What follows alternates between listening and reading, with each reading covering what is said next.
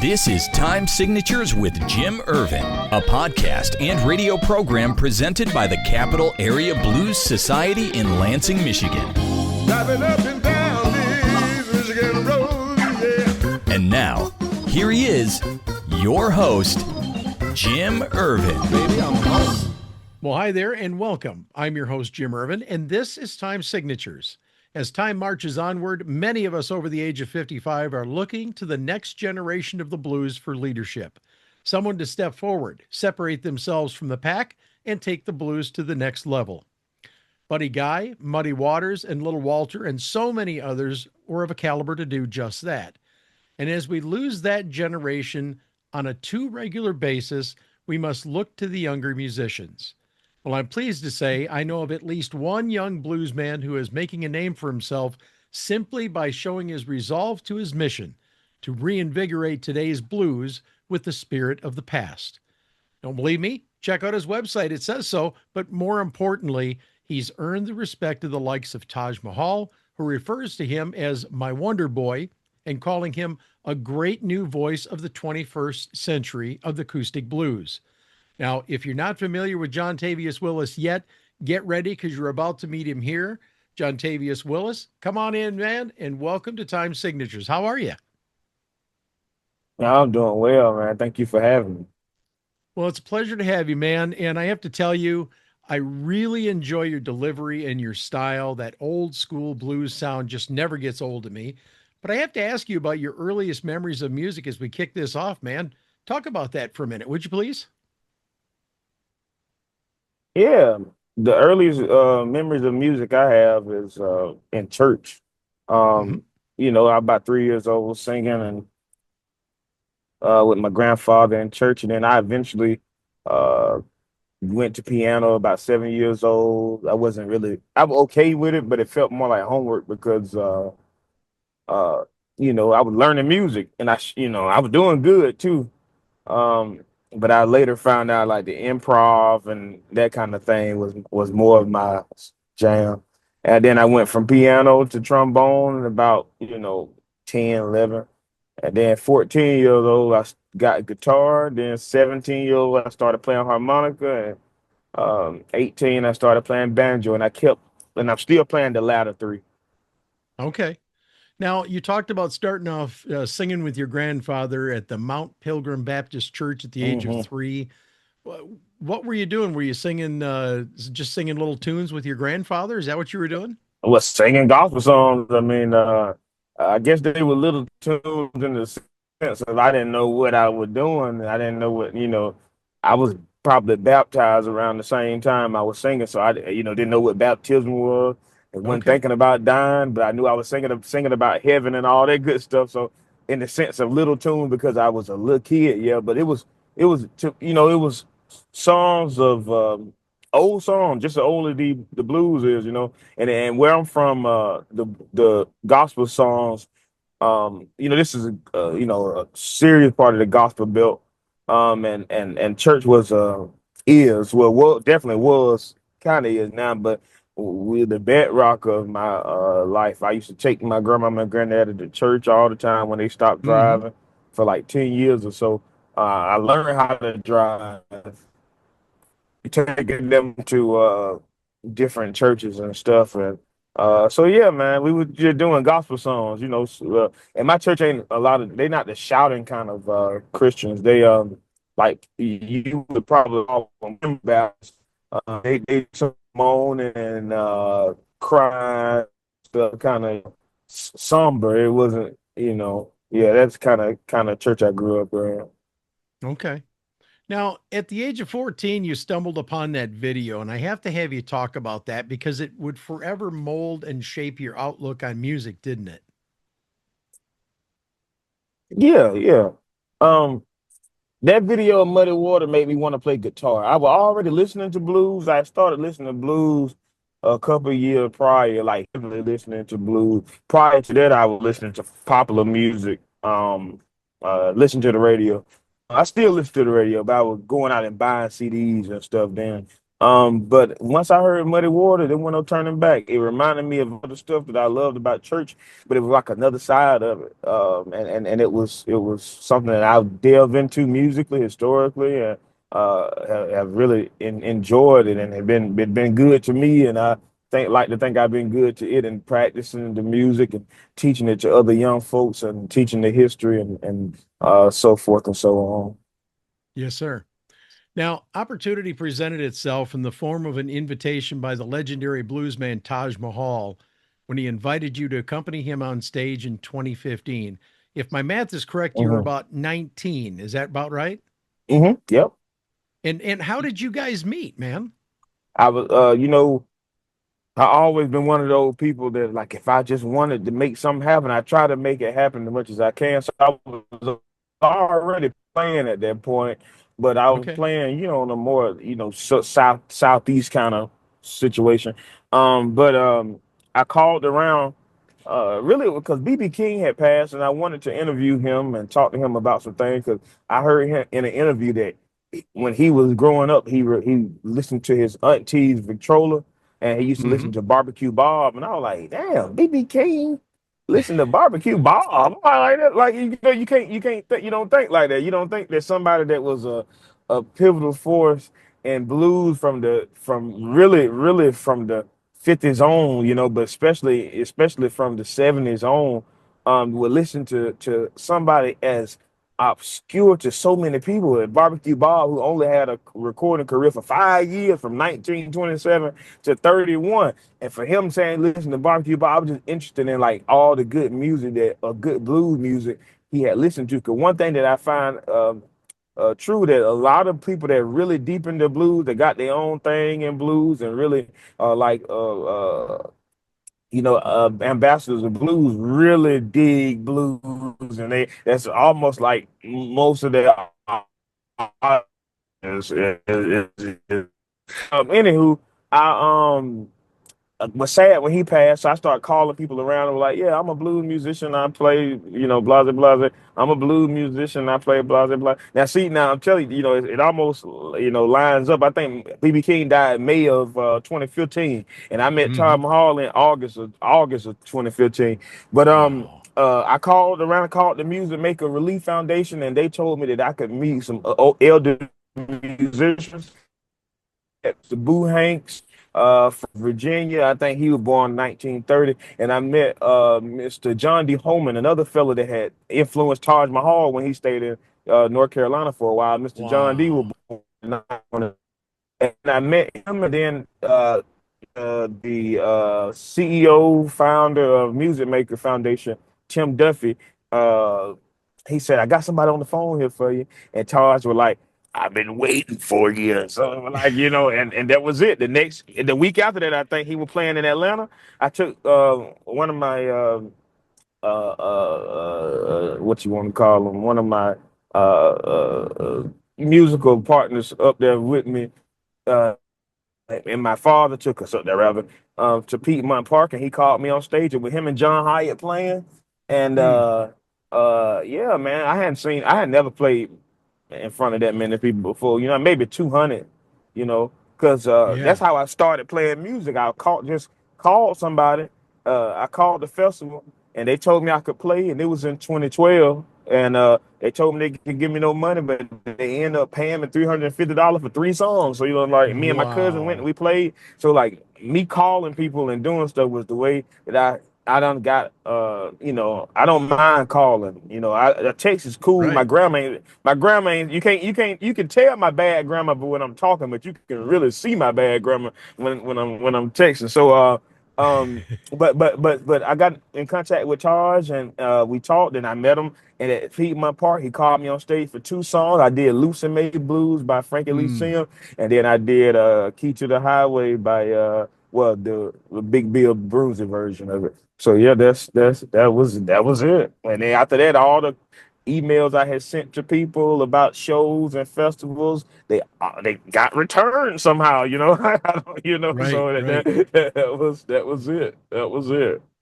So in 2018, Taj Mo goes out and starts touring, Taj Mahal and Keb Mo. And by the way, I just got to see them, about 2 weeks ago. And man, what an incredible show. But here you go, man. You get called out with them and start touring with them in 2018. Talk about busting out hard, man. What was that opportunity like for you, Jontavious? It was great, and I toured with them. Uh, uh, Really, I think 2017, 2018, and summer 2019. But I toured with Taj in the beginning of 2017 by like 3 shows. I did with him 2017. It was all in Florida, so it wasn't too far. I told my professor, because at the time I was going to college and I graduated college too, but I told him, I'm not gonna be here. I didn't ask him nothing. I'm like, I'm not being I'm not being here. I don't know what they're gonna have to do with anything, but I'm performing and I'll show you some pictures when I get back. That worked like nine out of 10 times though, like that because they found out I wasn't lying. But it was great. So I opened with Taj first. Taj introduced me to Keb. They did the joint tour. I was kind of nervous about driving not kind of nervous. I was nervous about driving all over the United States, and I told them that was like my only holdup. Taj Mahal promised that he would look out for me, and he let me on his bus. Like my relationship with them, I feel like it's more than just music. Because I love music from like technique. I always listen and look, but a lot of like history and business, and just how to be a community. Because that's what the music is about, is being a community and keeping the history alive and just and man, just all the good stuff and not doing it just from a like a museum piece standpoint, but like taking it, applying it, and then doing your own on it. You know what I'm saying? So your own stuff. I'm sorry, brother, man. But so I ended up in 2017, like March of 2017, and then he introduced me to Keb. I did 3 shows with Taj in Florida, and my dad took me down there, so it was pretty easy. And I just told my professor that I wasn't gonna be in class. I didn't ask him. I was just like, "Hey, I'm not gonna be here. I'll see you. I'll take a picture and I'll bring it to you to prove that I was there." And they worked like 9 out of 10 of the time. And then Taj introduced me to Keb, and they did a joint tour, the Taj Mo tour. And I told them my problem, I couldn't drive all over the United States like that. They were going all kind of places.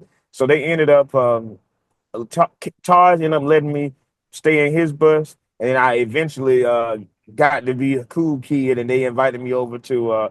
I was a cool kid on Taj, but don't get me wrong. But it just wasn't a lot of people on his bus. All the people was on Keb, but so I ended up hanging out with everybody, meeting everybody, and man, that led them to produce and co-produce my next album, and I went everywhere with them. We did Central Park, Orpheum Theater in New Orleans, the Ryman Theater. We did the Austin City Limits. We did Pabst Theater.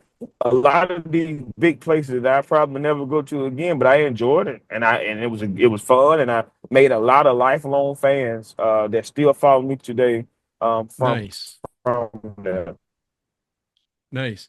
Now, Blue Metamorphosis came out in 2016, and you won the International Blues Challenge Award for Best Self-Produced CD in 2018. That had to just be a dream come true for you, wasn't it?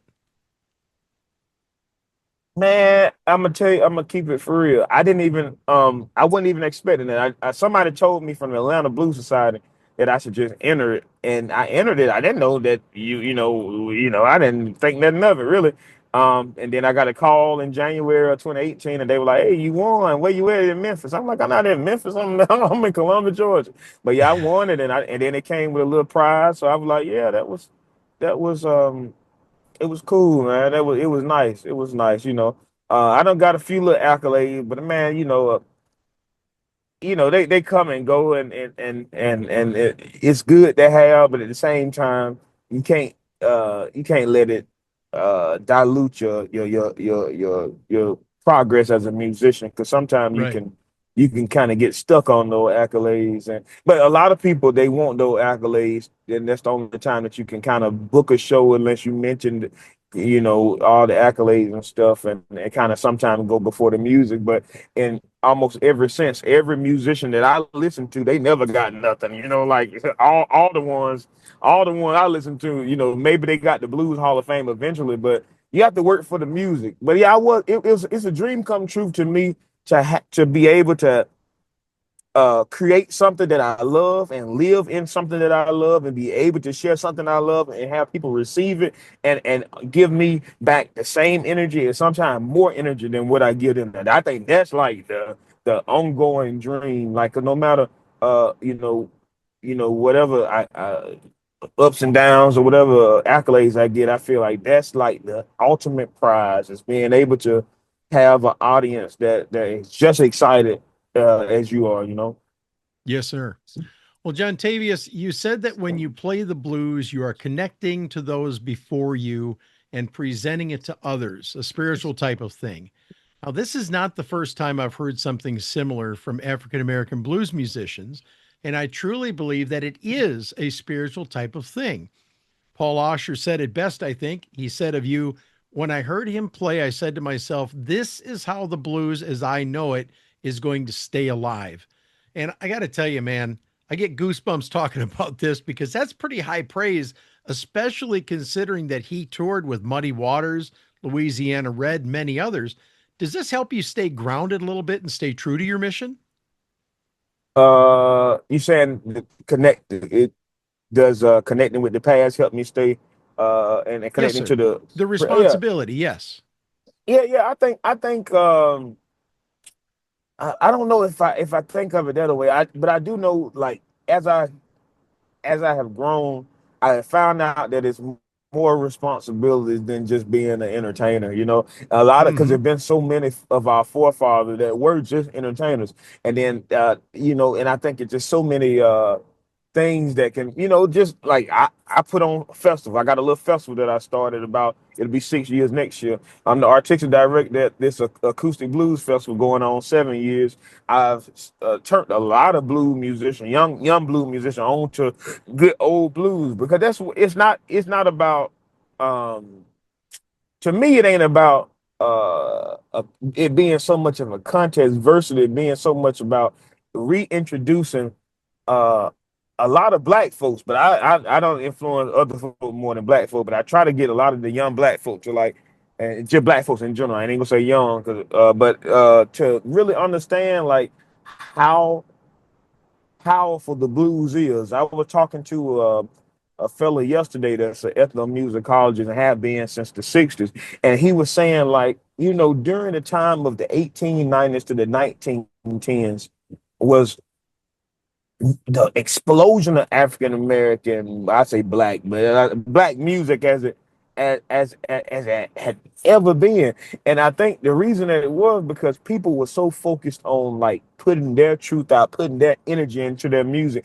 versus competition. A lot of those folks never even recorded that with the folks that were the inventors of these music. But I think Hmm. what keep me grounded is knowing that it's bigger than me. You know, what keep me grounded is knowing that now don't get me wrong, I still want my peace, you know what I'm saying? And I still am human. I still have an ego. I still have all this stuff. At the end of the day, man, truly and honest, my heart, if I could, I would say this before God. I do this because I love it and I want to see more black people get involved. I have made sure even during COVID, to try to put shows together that would pay folks that weren't getting paid. You know, I wasn't getting paid, but I would split my money with other people too because I think that's the goal, man. If you look Yes, at sir. Muddy Water and Lil Walter and a lot of them guys, people listen to that music, they don't realize them guys drunk together. They ate together. They slept together. I mean, I slept, you know what I mean? Like, you know Yeah, what I yeah, mean? yeah, yeah. Yeah, and they traveled together.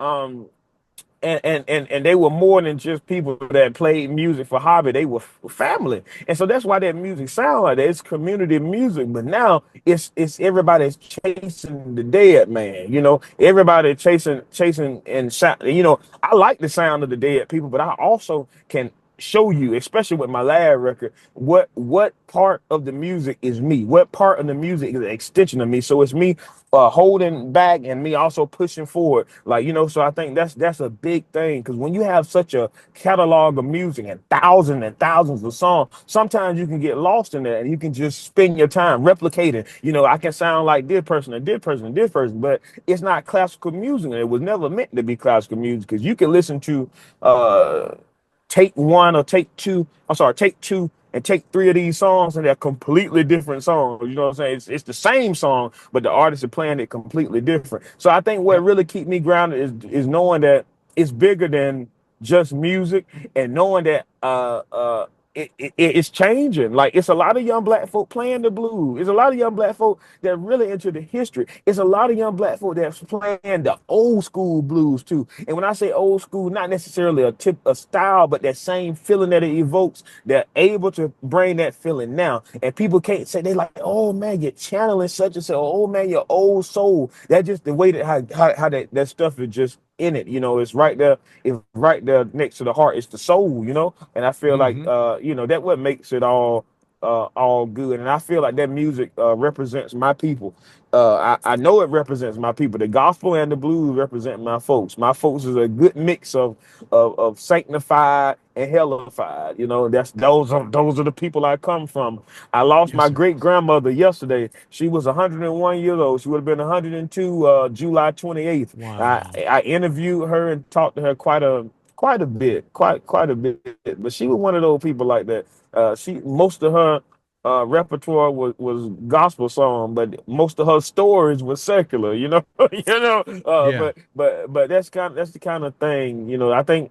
Uh, you know, yeah, we just born in it, so you have to be rooted. You got to be grounded, because you coming from it. You coming up out the ground. You got to be rooted. You know, you Yes, sir. can elevate and try to get you high, but I don't never see my music as a as rock star music. See, some people want to be rock stars and want to be pop stars. That ain't never been my goal. If I'm ever to make a good living and also help others, and I think that's the good goal in music, and not get wrapped up with all the other stuff. I write my songs, and yeah, man, I ain't gonna go on and on and on. I feel like there's a lot of things that get me grounded, and yes, that is one. Well, I first of all, let me say my condolences to you and to your family, Jontavious, Oh, no on the loss of problem. your great grandmother. It seems like when they're around for anywhere from 90 to 100 years and on, it just gets harder to let them go when they go. You know what I'm saying? Yeah, man. Yeah, she been here for a minute, man. But Yeah. we knew it was gonna be sad. But everybody, you know, they ain't carrying on too bad, you know, because 100 we Well, can it's a only. celebration, man. Yeah, That's a yeah. life, brother. That is a life, man. That's a life. We can only hope Yeah. to live to be a hundred anything. So it's a blessing. Her mama was 98. Her stepdaddy was 105, and she lived Wow. to be 101. So shoot, man, hats off to grandmama Georgia Lee, wherever she may be. She came from good stock, that's for sure. Hey, I want to flip the page here, Mhm. John Tavius. Your latest album, West Georgia Blues, seems to be a continuation of the mission we just discussed. Am I correct there? I say you are, yes, sir. And talk about this album for just a minute. I mean, you really seem to be coming into your own on this one, and more than that, you truly seem to be having a good time on this album as well. Yeah, I wanted, the one before this one was the one that was produced by Kev and executive produced by Taj Mahal. And I just Mhm. wanted to do something myself. And I felt like I had learned enough, and it was 5 years between Spectacular Class and West Georgia Blues. And I wanted to make a statement to it that, like, people always say, well, this Delta blues, that's Texas blues. And those are styles and stuff that was given by the white ethnomusicology, which is okay. Because I feel like you do need to have different genres and subcategories, but that stuff only really works for back in the day. Because now you got folk that can go online and learn or listen. And hardly anybody listen to record, but they can go online and look at a tutorial and make tutorials and learn what is Delta blues and learn what is Piedmont blues and replicate it all across the world. So the only way I feel like I can truly say I play West Georgia blues because am from West Georgia. Yes, I can play in the style of Charlie Patton or Blind Lemon Jefferson or Robert Johnson or Barbecue Bob, et cetera, et cetera. But at the end of the day, I am from West Georgia, and the blues I am presenting is West Georgia blues. So yeah, and I want and what you know, and I did various keys in this recording. I did various styles of blues in this recording, which I kind of do in all. I always try to make sure I do a ragtime. I try to make sure I do some slide, a little slide, and some band stuff. I'm not the best. That's not the band is not my strong suit, but I do like to have a good time with the band and have had a good time performing with the band. But yeah, it is a continuation for sure. Very cool. Well, from the looks of your tour schedule, it looks like you've got some dates on the East Coast in the books, and then you're going to be going out west and back to Telluride in September, and then off to Flagstaff. But in the meantime, where can we send folks to learn more about you, maybe buy some merch or some CDs, or book you for a gig and help fill your calendar up? Yeah, man. Well, all of if you want to know anything about me and book me and find the music links, you can go to JontaviousWillis.com or just Jontavious.com. It'll take you there too. And that's JONTAVIOUS. Willis, WILLIS.com. That's JONTAVIOUS.com. And you can also find me on Instagram and Facebook. I'm pretty active on my Facebook page. I like to put up the historical posts. I've been doing that for a little while, probably since 2015. But I'll be in all those places. And if I'm in a city or town near you, come check me out. And I'll tell you what, I would love to see you show up in the Michigan area or around Michigan close by. We'll have to keep an eye out for you. But Jontavious what part Willis, of Michigan you in, brother? We're over by Lansing, right in the center of the Lower Peninsula. Okay. Yep. And I'll have to put a bug in the ear of the people that put the Blues Fest together for next year. Maybe we can give you a call and get you to come out and join us. That would be great. That'd be fun. Well, Jontavious Willis, it has been a pleasure, my friend. Thank you so much for taking time today and joining me on Time Signatures. I wish you continued success, keep the growth going, and I hope to see you in or near Michigan soon. And anytime you have a new album to promote or a tour, you be sure to reach out to me. You always have an open door here and a microphone anytime you need it, okay? Oh man, I appreciate it, brother Jim. And I'm en route to somewhere, and I apologize for driving, but it was a wonderful, I can't look straight ahead, but I appreciate a great interview. You're a great interviewer, and thank you, man, for having me. Well, it's my pleasure. And as this episode comes to a close, please allow me to talk to you about the Just Blues Music Foundation. Now, Just Blues is a foundation whose mission is to nurture the soul of the blues with a mission to protect and preserve blues heritage, honoring the originators of the blues and those who continue in the legacy of the blues. Just Blues offers many cultural heritage special events, the annual Just Blues Music Awards and Conference, historical blues education programs for our youth, and so much more. You can make your tax-deductible donation today by visiting justblues.org. That's just without the T.org, and look for the donate button at the top of the page. And as always, thank you so much for your consideration. And that wraps up this edition of Time Signatures with Jim Ervin. Again, my thanks to Jontavious Willis, but also to you, for without you, none of this is possible. Jim Ervin reminding you, keeping the blues alive is everyone's responsibility, but preserving the history of the blues, one story at a time, that's my mission. Until next time, so long, everybody. This has been Time Signatures with Jim Ervin, presented by the Capital Area Blues Society in Lansing, Michigan. For more information on cabs, visit capitalareablues.org. You can find this episode and past episodes at lccconnect.org. The Time Signatures theme song, Michigan Roads, is used by permission and was written by Root Doctor, featuring Freddie Cunningham. You know I'm trying, baby, driving up and down these Michigan roads, yeah. Until next time, keep on keeping the blues alive. Baby, I'm home.